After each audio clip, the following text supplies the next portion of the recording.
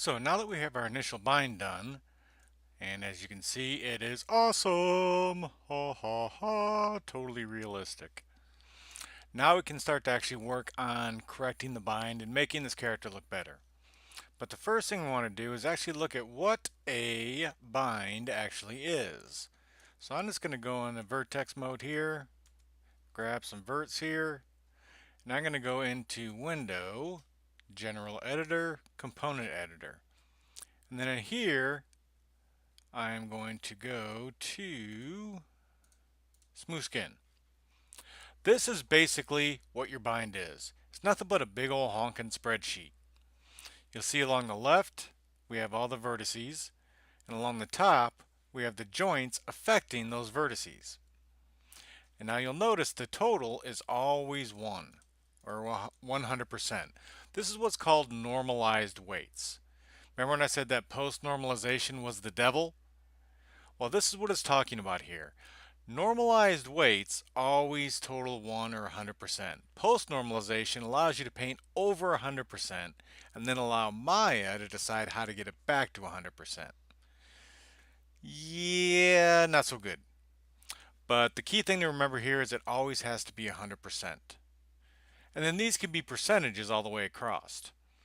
But you'll even see right now, Maya's decided to do some weird things. I have these vertices here selected, and I can already see some jaw root all the way down to the bottom of my chest. That's probably not going to be what we want. So like I said, the initial bind is just a starting point. The next step is to actually start to manipulate these things and get them to work better. So how do we do that?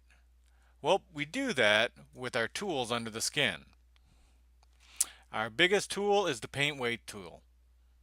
Now I'm just going to kind of go over this. And basically up top here we have all the joints that are in that bind. Now you can select the joints in here, or you can actually right click over them and say, oopsie, that's not it. Select influence. And I got out of the paint tool. Paint skin weight tool. There we go.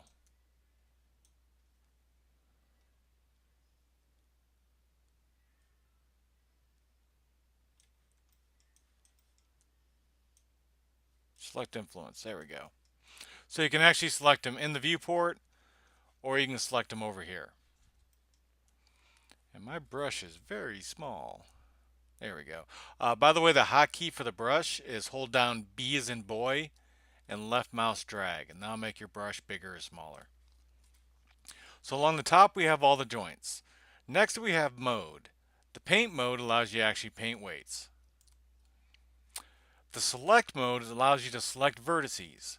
If you have vertices selected in the paint weight tool, it's basically like masking off an area. It only allows you to paint on those vertices. So I have these vertices selected. If I switch back to paint, you'll see now I can't paint anywhere except on those vertices. So it's a way to kind of mask off an area. Paint select allows you to paint the vertex selection. And then you can go back to paint on that area, or you can just go back to the whole geometry and work on anything you want. Next, you have the paint operation. You have replace, scale, add, and smooth. Replace and scale are the devil. Do not use. Bad, bad, nasty, nasty ickiness. Only use add and smooth. Add and smooth. And then you have your brush. I like to start off by using a solid brush. And then you have your opacity and your value. Now also down here you have this color ramp. This is the one time I do like to use color, because in grayscale sometimes you can't see some small values that are hiding. But if I switch to the color ramp, it gives you a lot more gradient of how those weights are working. So if I select something like the shoulder here, you'll see for some reason it puts some down here in the wrist. really can't see that in the grayscale. So that's kind of the basics of what's in the paint weight tool. Now, how does it work? And why do I say don't use replace or scale? Well, this is the biggest thing I can teach you. The one thing I always see students do, and it's just kind of human nature, is they always want to get rid of something that's wrong. So let's say that I had some of this arm weight over here.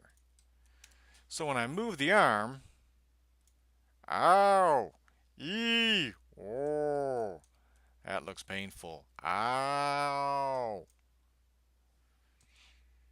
So every student's first thought is, how do I get rid of that bad weight? And you can do it. I'm not going to lie to you.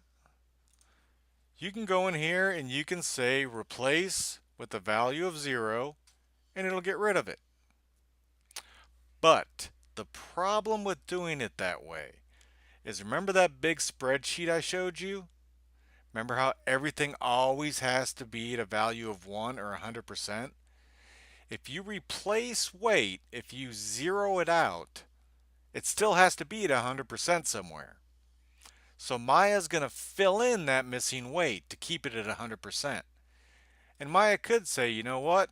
I haven't used the left pinky joint in a while. I'll throw 10% left pinky in there. Oh, maybe I'll use the right ball joint. Throw 30% right ball joint in there. And maybe a little bit of the left ear. And just for good measure, let's throw some left ear in there. So if you use the replace and remove weight, you're creating that void. Maya's going to fill in that void. So the biggest thing I can teach you about painting weights that'll make it a lot easier for you is think about it in reverse. What joint do I want to control this area? So if I go in and grab one of these back joints,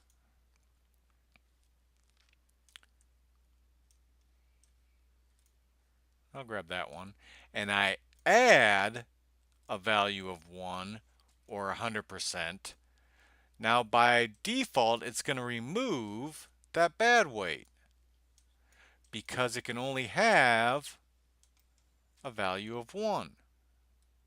Getting these stray verts can be kind of a pain sometimes. There we go. So by adding that 100% to the right joint, I am taking away that 100% from the wrong joint. Hope that makes sense. And then the next video, we'll start to block out our weights and go ahead and start working on some other things.